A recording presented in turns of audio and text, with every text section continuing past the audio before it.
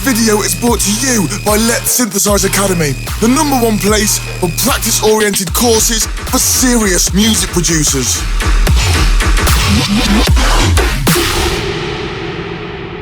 Hey, Larson here, welcome to the newest Synthesize Sunday episode, and today I want to tell you how I like to sound unique using sounds that I would never use through this little thing I made.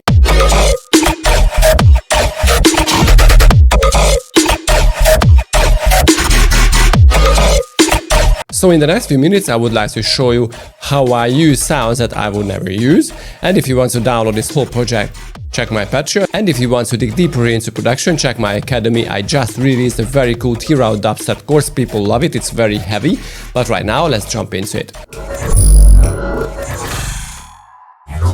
Okay, so the first step when I want to go unique is using a different drums. So for example, for dubstep, these are not typical drums. I started with a hip-hop kit that I made for a company, and this is how it sounds on itself.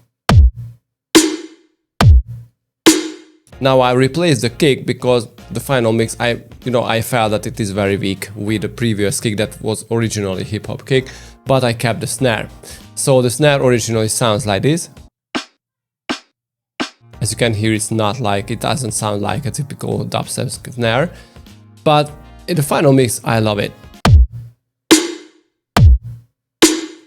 The second step is the basses. Now, when I designed the basses, I decided to flip the workaround that I always do in Serum. So this is the main bass.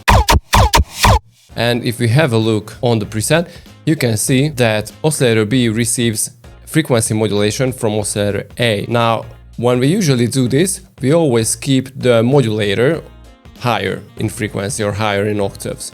And this is different here because the main oscillator, in this case oscillator B, is higher. It is on +3 octaves than oscillator A, the modulator, that is on 0 octaves.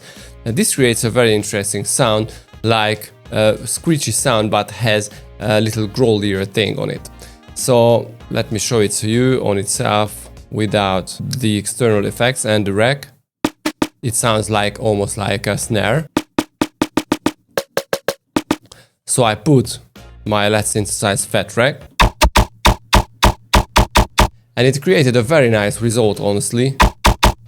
So I decided to add a little more squeaky sound on top of that, using the comb filter. But this is too much, obviously. Okay, and some effects, like the distortion. It brings out the squeaky sound a little more. The reverb that is, modulated by oscillator or LFO2, sorry. And an OTT.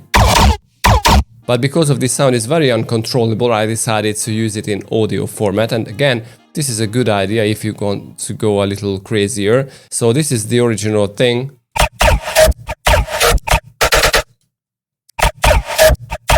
But I decided to add the same sound, but on 1 octave lower, here, as an offbeat kind of thing.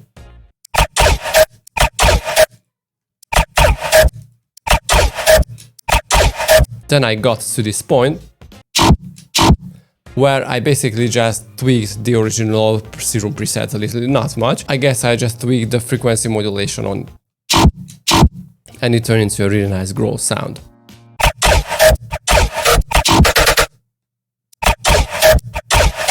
Okay, then basically I did the same thing. I tweaked the Serum preset a little, or I just, tweaked the whole sound a little. Then I get this sound. Change oscillator B with a different filter type, and I added the ring modulation and the phaser, so basically not too much. Okay, then I decided to add a chord progression.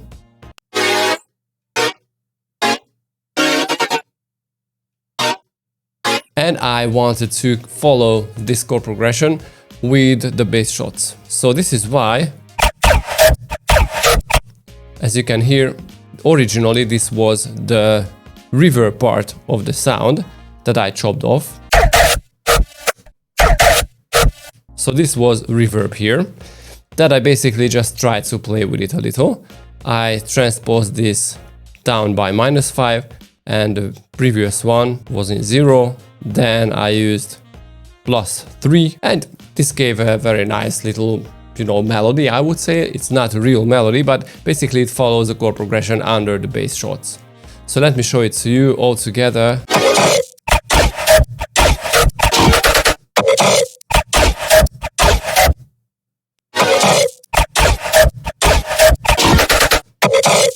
Okay, this was great, but I decided to add a very uncommon sound, like a background filler thing, and that is a pluck.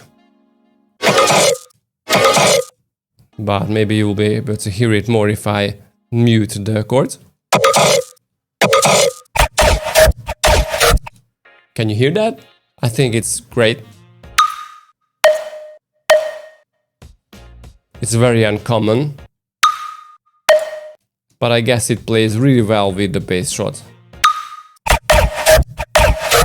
Of course, with the original bass above that.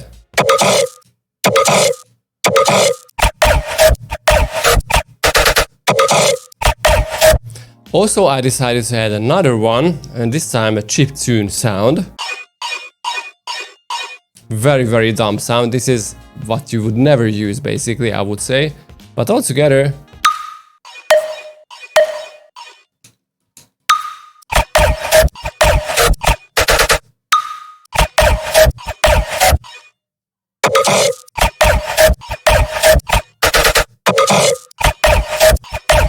and this is it basically. I added subs, and we are done. Okay, so this was it. I hope you learned a lot today, and if you want to grab this project, check my Patreon and also check my academy for awesome start to finish courses. As I said before, I just released a very cool T-Route dubstep course. It's very heavy, it's very punchy, and right now, let's say goodbye. Bye bye!